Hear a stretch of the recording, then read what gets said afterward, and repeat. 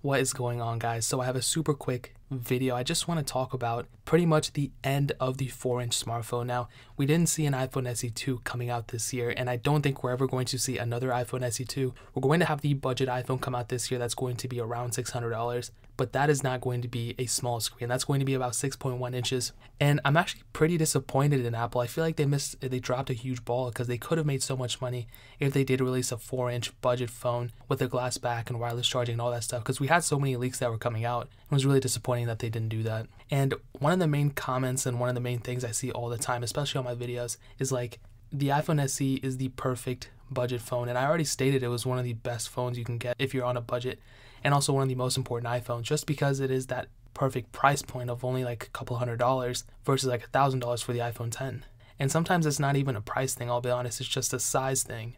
And so the bad news is that we'll probably never see another 4-inch iPhone coming from Apple. But with that being said, what I do see happening is that Apple kind of using the same body as the iPhone SE and making it all screen, like some of the renders that we saw when the iPhone SE 2 leaks were coming out and all that stuff. So pretty much what Apple did with the iPhone 10, they're pretty much just going to keep the same body of the iPhone SE, but just fill it all out with screen. So all those people who do want a smaller budget phone, they can use a phone the size of the iPhone SE with gestures and all that stuff with Face ID. And I feel like that would make a way more sense, especially in this trend of like no buttons, no this, no that. It's just all software, because it would cost less to manufacture. They don't have to make any more home buttons or touch sensors or anything. All this stuff is software based. All they have to do is spend a little bit more money on the Face ID sensors, and you can still have a very small phone and having all the latest features of iOS. And I honestly think that is what Apple is going to do if they do make another smaller phone. Now, with the new iPhones that are coming out, the 3 of them, the iPhone XS, the smaller version, the 5.8 inch, that's going to be the smallest one. And I do think at a certain point, Apple will probably release another iPhone SE 2. It would have to be next year, because think about it. The iPhone 5S came out in 2013. The iPhone SE came out in 2016, so about a 3-year gap.